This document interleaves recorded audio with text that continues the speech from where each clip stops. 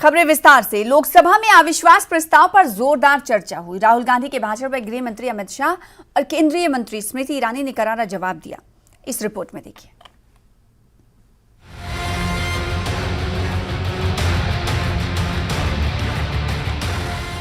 लोकसभा में अविश्वास प्रस्ताव पर दूसरे दिन चर्चा हुई। राहुल गांधी ने भी भाषण की शुरुआत की। केंद्र सरकार पर आरोपों और सवालों की बौछार की, जिसके बाद सरकार की ओर से जवाब भी आया। गृह मंत्री अमित शाह और केंद्रीय मंत्री स्मृति ईरानी ने राहुल गांधी पर जमकर हमला बोला। राहुल ने भाषण में भारत जोड़ो यात्रा की और मणिपुर की बात की। राहुल ने कहा कि प्रधानमंत्री आज तक मणिपुर नहीं गए, उनके लिए मणिपुर हिंदुस्तान नहीं है। भारत माता की हत्या आपने मणिपुर में की, मारा आपने मणिपुर के लोगों को मारकर भारत की हत्या की है। आप देश द्रोही हो, आप देशभक्त नहीं हो। राहुल ने अपने भाषण के दौरान कहा कि मणिपुर में भारत माता की हत्या हुई है, जिस पर अमित शाह और स्मृति ईरानी ने उन्हें घेरा। गृहमंत्री अमित शाह ने कहा कि मणिपुर में जो हुआ वो शर्मनाक है, उस पर राजनीति करना उससे भी ज्यादा शर्मनाक है। उन्होंने ये भी कहा कि जब नरसिम्हा राव पीएम थे तब भी मणिपुर में 700 लोग मारे गए, लेकिन पीएम वहां नहीं गए। इससे पहले राहुल के भाषण के जवाब में केंद्रीय मंत्री स्मृति ईरानी ने कहा कि राहुल भारत माता की हत्या की बात करते हैं तो कांग्रेस वाले ताली बजाते हैं। ये बताता है कि मन में गद्दारी किसके है। पहली बार राष्ट्र के इतिहास में भारत मां की हत्या की बात की और कांग्रेस पार्टी यहां पर तालियां बजाती रही। इस बात का संकेत पूरे देश को दिया कि मन में गद्दारी किसकी है। मणिपुर में जारी जातीय हिंसा के मुद्दे पर लोकसभा में लाए गए अविश्वास प्रस्ताव पर केंद्रीय गृह मंत्री अमित शाह ने विपक्ष के आरोपों का जवाब दिया। उन्होंने कहा कि मणिपुर में नस्लीय हिंसा जब भी हुई बड़े पैमाने पर हुई, लेकिन जब से मणिपुर में बीजेपी की सरकार है मणिपुर बंद नहीं रहा, कभी हिंसा नहीं हुई। उन्होंने कहा कि अफवाह फैली कि जंगल क्षेत्र को गांव घोषित कर दिया गया। इसके बाद मणिपुर की हाईकोर्ट ने आग में तेल डालने का काम किया। बिना किसी भरोसे में मैतेई समुदाय को ट्राइबल घोषित करने का आदेश दिया और इसी के बाद हिंसा शुरू हुई। अमित शाह ने इस दौरान राहुल गांधी पर हमला बोलते हुए ऐसे मामले में राजनीति न करने के लिए कहा। इंदर कुमार गुजराला 97-98 में कुकी पाइते संघर्ष हुआ, 350 लोग मारे गए, 1 साल तक संघर्ष चला। ये भी नस्लीय हिंसा है। मैं टेररिज्म की घटनाएं नहीं गिना रहा, नस्लीय हिंसा समझा रहा हूं। 1 साल तक चला, चर्चा ही नहीं हुई, स्टेटमेंट भी नहीं हुआ, सवाल भी सारे खारिज कर दिए गए और ये कहते हैं प्रधानमंत्री जवाब दे। मैं आपके माध्यम से देश की जनता को कहना चाहता हूं, ये परिस्थिति जन्य नस्लीय हिंसा है, इसको राजनीति का मुद्दा नहीं बनाना चाहिए। लोकसभा में राहुल गांधी के भाषण पर गृह मंत्री अमित शाह और स्मृति ईरानी ने करारा जवाब दिया। राहुल गांधी विवादों में भी फंसते हुए नजर आ रहे हैं। उन पर अविश्वास प्रस्ताव पर चर्चा के दौरान संसद में फ्लाइंग किस देने का आरोप लगा है। इसका विरोध जताते हुए भारतीय जनता पार्टी की 22 महिला सांसदों ने लोकसभा अध्यक्ष ओम बिड़ला से इसकी शिकायत दी है। केंद्रीय मंत्री स्मृति ईरानी ने इसे अभद्रता बताया। Bureau report, news 18। तो मणिपुर हिंसा के मुद्दे पर केंद्र सरकार के खिलाफ लाए गए अविश्वास प्रस्ताव पर लोकसभा में राहुल गांधी बोले और केंद्र सरकार पर खूब बरसे भी। मणिपुर में महिलाओं के खिलाफ हुए अत्याचार पर सरकार को खूब खरी खोटी भी सुनाई, लेकिन राहुल गांधी की एक गलती ने बीजेपी को उन पर बरसने का मौका दे दिया। आखिर क्यों राहुल गांधी पर मच गया सियासी घमासान, इस रिपोर्ट के जरिए समझिए।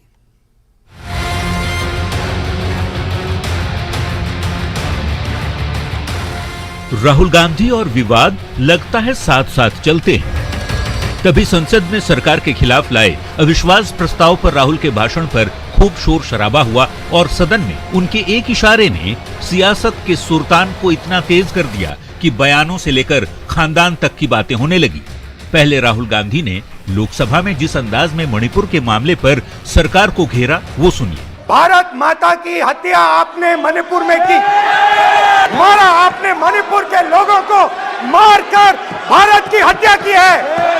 आप देश द्रोही हो, आप देशभक्त नहीं हो, आप देश प्रेमी। राहुल के बयान पर संसद में सत्ता पक्ष की ओर से हंगामा किया गया। शोर शराबे के बीच मोर्चा स्मृति ईरानी ने संभाला और गांधी खानदान को कश्मीर के मुद्दे पर चुनौती दे डाली। कश्मीर में रेफरेंडम की बात की, अगर हिम्मत है गांधी खानदान में तो इस सदन में और इस देश को बताए कि कश्मीर को देश से हटाने की साजिश में कांग्रेस के उस नेता का वक्तव्य क्यों है। You are not India because you define corruption in India. आरोप प्रत्यारोप तक तो ठीक बात, लेकिन राहुल गांधी जब अपना भाषण खत्म कर सदन से जा रहे थे तो आरोप है कि उन्होंने सत्ता पक्ष की ओर बैठे नेताओं को फ्लाइंग किस कर दिया, जिसके बाद सदन के अंदर से लेकर बाहर तक बीजेपी नेताओं ने राहुल गांधी के खिलाफ मोर्चा खोल दिया। राह चलते सुना था कि औरतों को वो लोग जो कानून का उल्लंघन करते हैं इस प्रकार की अभद्र टिप्पणियां अथवा अभद्र संकेत देते हैं। ये नहीं पता था कि गांधी खानदान के संस्कार में भी एक संस्कार ये है मिसोजिनी और महिलाओं के साथ अभद्र व्यवहार। तो आज मैं राहुल गांधी को कहूंगा कि आपकी माता जी बैठी हुई थी, आप राजीव गांधी के बेटे हैं, आप इंदिरा गांधी के पोते हैं, आप जवाहरलाल नेहरू के परपोते हैं। यही सीखा है कि सदन में फ्लाइंग किस किया जाए जहां इतनी महिलाएं बैठी हुई हैं। बीजेपी नेताओं की तरफ से लोकसभा अध्यक्ष ओम बिरला को दी गई शिकायत में कहा गया है कि राहुल गांधी ने केंद्रीय मंत्री स्मृति ईरानी की ओर आपत्तिजनक इशारा किया। वैसे राहुल गांधी का विवादों से पुराना नाता रहा है। इससे पहले पार्लियामेंट में आंख मारते हुए भी उनका एक वीडियो वायरल हुआ था, जिसे लेकर सत्तारूढ़ बीजेपी और दूसरे दलों ने राहुल गांधी को खूब ट्रोल किया था। Bureau report, news 18। बीजेपी के महिला सांसदों ने कांग्रेस के पूर्व अध्यक्ष राहुल गांधी पर फ्लाइंग किस करने का बुधवार को आरोप लगाया। इसको लेकर कांग्रेस ने कहा कि ये सही नहीं है। कांग्रेस की महिला सांसद गीता कोड़ा ने कहा कि राहुल गांधी का आचरण कभी ऐसा नहीं रहा, वो महिलाओं का सम्मान करते हैं। राहुल गांधी हमेशा देश के हितों की बात करते हैं। आज जो भी उन्होंने बात की वो अविश्वास प्रस्ताव और मणिपुर को लेकर की थी। बीजेपी आदतन अपनी आदत से मजबूर है क्योंकि वो राहुल गांधी को हाउस में नहीं देखना चाहती। इसको लेकर बीजेपी ने प्रयास भी किया, लेकिन सुप्रीम कोर्ट ने उनकी सदस्यता फिर से बहाल कर दी। कांग्रेस नेता राहुल गांधी ने बुधवार को राजस्थान के बांसवाड़ा में एक सार्वजनिक रैली को संबोधित किया। राहुल की सांसदी बहाल होने के बाद ये उनकी पहली रैली थी। इस दौरान उन्होंने कहा कि हम आपको आदिवासी कहते हैं और बीजेपी आपको वनवासी कहती है। बीजेपी आपको जंगल में रखना चाहती है, हम आपको देश का मालिक समझते हैं। कांग्रेस नेता ने कहा कि बीजेपी आपको वनवासी कहती है और आपके जंगल को छीनकर अडानी को सौंप देती है। उन्होंने कहा कि हिस्ट्री में चाहे जो भी लिख लें, ये जमीन आपकी है। हिंदुस्तान के पहले निवासी हैं। बीजेपी चाहती है, आरएसएस चाहती है कि आप जंगल में रहो। वो आप पे वनवासी का ठप्पा डालना चाहते हैं। मतलब आप जंगल में रहते हो, आप दूसरे लोगों से कम हो। हम इस बात को मानने के लिए तैयार नहीं है। हम इस बात को कभी नहीं मान सकते। आप इस देश के मालिक हो, यह जमीन आपकी जमीन है और इस देश में आपको हक मिलना चाहिए। CM Chiranjeevi health insurance scheme देश का सबसे बेहतर हेल्थ इंश्योरेंस स्कीम है। कालीबाई स्कूटी योजना, मुफ्त में महिलाओं को स्कूटर। मुख्यमंत्री कोचिंग योजना, फ्री एंट्रेंस एग्जाम में कोचिंग मुफ्त में। एससी एसटी डेवलपमेंट फंड को 500 करोड़ से 1000 करोड़ कर दिया। तो हम गरीबों की सरकार चलाते हैं, आदिवासियों की सरकार चलाते हैं। मणिपुर में 3-4 महीने से आग लगी है, मगर प्रधानमंत्री आग को जलाना चाहते हैं। पूरे देश में वो नफरत फैला रहे हैं। नफरत के बाजार में हम मोहब्बत की दुकान खोलते हैं। कांग्रेस ने हरियाणा की मनोहर लाल खट्टर सरकार की कड़ी आलोचना की है। कांग्रेस प्रवक्ता रणदीप सुरजेवाला ने खट्टर सरकार पर राज्य के युवाओं के भविष्य के साथ खिलवाड़ करने का आरोप लगाया है। सुरजेवाला ने कहा कि सरकार युवाओं का भविष्य बेच रही है। इसके साथ ही पेपर लीक मामले पर पर्दा डालने का काम किया जा रहा है। दिन हरियाणा के युवाओं के भविष्य पर कहर डालना अब खट्टर सरकार की प्रवृत्ति बन गया है। आए दिन हरियाणा के युवाओं के भविष्य को मंडी में बोली लगाकर बिकवाना अब खट्टर सरकार का तकिया कलाम बन गया है। आए दिन पेपर लीक कांड पर पर्दा डालना अब खट्टर सरकार का चरित्र बन गया है। जींद में पकड़े पेपर लीक कांड पर अब पर्दा डालने की साजिश कर रही है सरकार और खट्टर सरकार का एचएसएससी अब सही मायनों में एच से हेराफेरी, एस से साठगांठ सर्विस कमीशन बन गया है।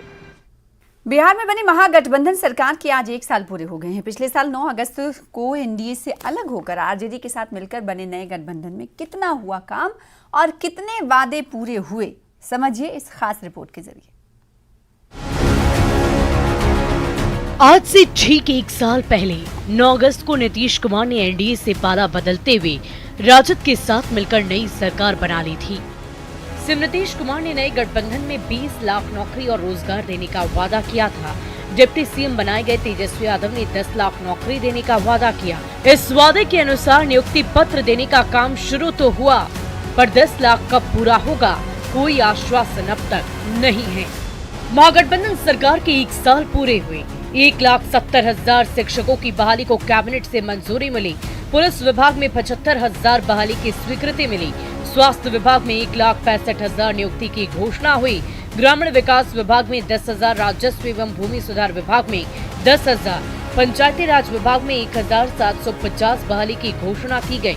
नीतीश तेजस्वी सरकार ने नियुक्ति पत्र बांटने की शुरुआत कर लोगों को संदेश देने की कोशिश की और सरकार के कामों पर सत्ता पक्ष खुद अपनी पीठ थपथपाती नजर आए। नीति आयोग की खुद की अनुशंसा है कि केंद्र प्रायोजित योजनाओं की संख्या सीमित होनी चाहिए और वर्तमान केंद्र सरकार इसकी संख्या लगातार बढ़ाए जा रही है। दूसरी बात कि वर्तमान केंद्र सरकार केंद्र प्रायोजित योजनाओं में केंद्रांश का प्रतिशत लगातार घटाते जा रही है। अनाप शनाप बयान देने का काम कर रहे हैं। विपक्षी एकता का बिहार में आगाज हुआ है। यह आगाज एकजुटता से पूरी तरह से भारतीय जनता पार्टी और एनडीए के लोग हताश हैं, निराश हैं और बिहार में महागठबंधन की सरकार इंडिया जो 40 के 40 सीट और भाजपा का बिल्कुल इस बिहार और देश से सफाया होने वाला है। नौकरी को लेकर भले ही नीतीश सरकार पीठ थपथपा रही हो, पर अगर लॉ एंड ऑर्डर की बात करें तो बड़े सवाल खड़े हुए हैं। हत्या, लूट और किडनैपिंग के बढ़ते केस को लेकर बीजेपी के नेता सवाल खड़े कर रहे हैं। ये सरकार कहाँ चल रही थी? ये सरकार तो एक दूसरे की कुर्सी, एक को प्रधानमंत्री बना के ठग रहे थे, एक को मुख्यमंत्री बनाने का सपना दिखाकर ठग रहे थे और ठगा ठगी में सरकार चल रही थी। अपराध भ्रष्टाचार चरम पर पहुंच रहा था। 1 साल आज पूरे हो रहे हैं महागठबंधन के और मैं तो यही कहूंगा बिहार की जनता के साथ महाठगबंधन के 1 वर्ष पूरे हो रहे हैं। जिन्होंने वादा किया था 10 लाख नौकरी का, 0 नौकरी दिया।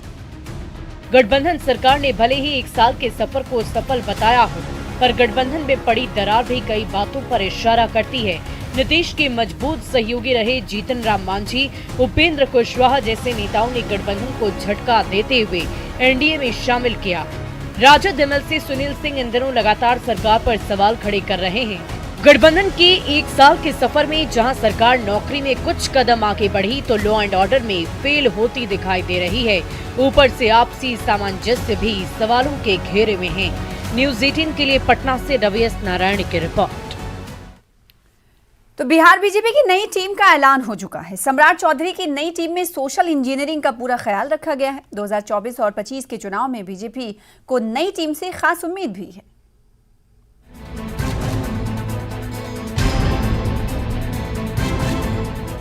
बिहार बीजेपी की नई टीम का ऐलान हो गया है। प्रदेश पदाधिकारियों की सूची जारी कर दी गई है। कुल 38 नेताओं को प्रदेश पदाधिकारियों में जगह दी गई है, जिसमें 12 उपाध्यक्ष, 5 महामंत्री, 12 मंत्री, कार्यालय प्रभारी कोषाध्यक्ष और सह कोषाध्यक्ष बनाया गया है। सम्राट चौधरी ने अपनी इस टीम में कई बातों का खास ख्याल रखा है। प्रदेश पदाधिकारी में इस बार किसी भी सांसद, विधायक और विधान पार्षद को जगह नहीं दी गई है। साथ ही पुराने कई चेहरे को भी बदल दिया गया। भाजपा के प्रदेश अध्यक्ष सम्राट चौधरी की टीम बनकर तैयार हो गई है। 38 प्रदेश पदाधिकारियों की सूची जारी कर दी गई है। इस सूची की इंतजार पिछले कई दिनों से की जा रही थी। लगता है कि असरदार होगा और महागठबंधन पर भारी पड़ेगा। देखिए, माननीय सम्राट जी के नेतृत्व में जो कमेटी बनी है, यह निश्चित रूप से बिहार की राजनीति की दिशा तय करेगी।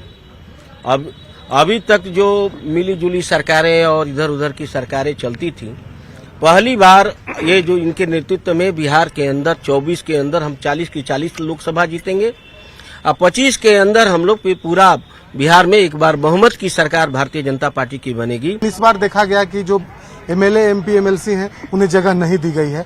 इस पर क्या कहेंगे? यही तो सबका साथ सबका विकास है।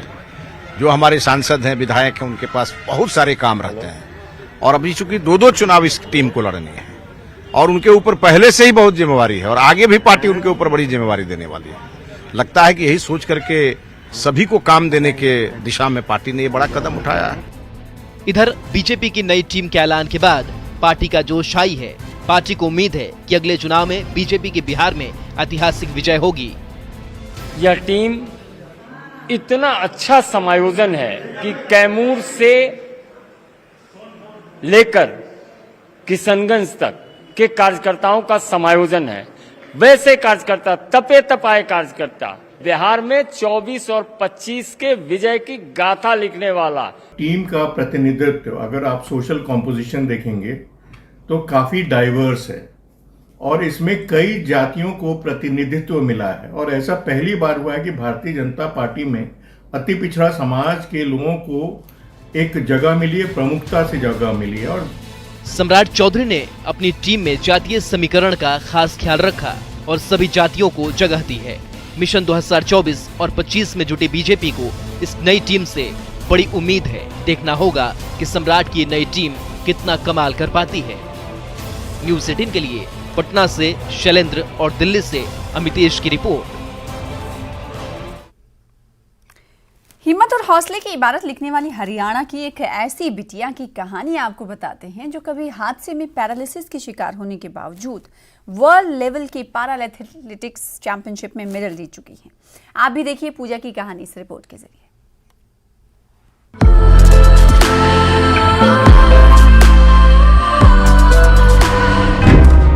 ये हरियाणा के रेवाड़ी की धैर्य और दृढ़ संकल्प की कहानी है। पूजा यादव 17 साल की उम्र में कुएं में गिरने के बाद लकवाग्रस्त हो गई थी। 11 साल तक बिस्तर पर रहने के बावजूद 4 महीने के प्रशिक्षण के बाद पूजा एक चैंपियन के रूप में उभरी। राष्ट्रीय खेलों और पेरिस में विश्व पैरा एथलेटिक्स चैंपियनशिप में प्रतिस्पर्धा की, जहां उन्होंने जेवलिन में कांस्य पदक जीता। पूजा का कहना है कि 11 साल तक बिस्तर पर बिताए गए दिन उनके जीवन के सबसे कठिन दिन थे।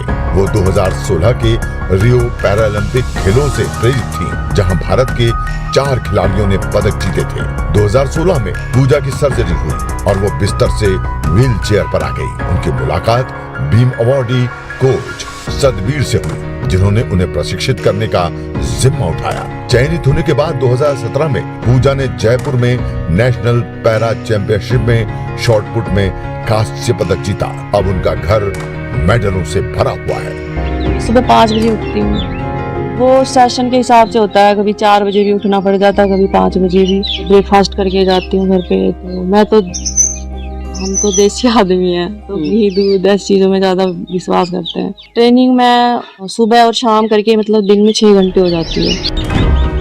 पूजा को एशियाई खेलों में भाग लेने के लिए चुना गया है और वो प्रशिक्षण में व्यस्त हैं। अक्टूबर में पैरा एशियन गेम्स है, उसके लिए मैंने क्वालिफाई किया है। पैरालंपिक्स भी है, तो मेरी दिल इच्छा है कि मैं पैरालंपिक्स में मेडल लाऊं और देश का नाम रोशन करूं, परिवार का भी।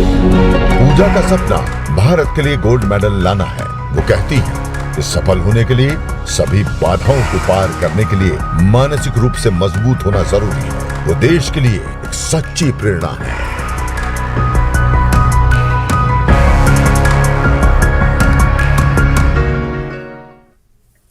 फिलहाल इसी के साथ इस बुलेटिन में इतना ही। मुझे दीजिए इजाजत। देखते न्यूज़ 18 जे के रेज पर तमाम खबरें। नमस्कार।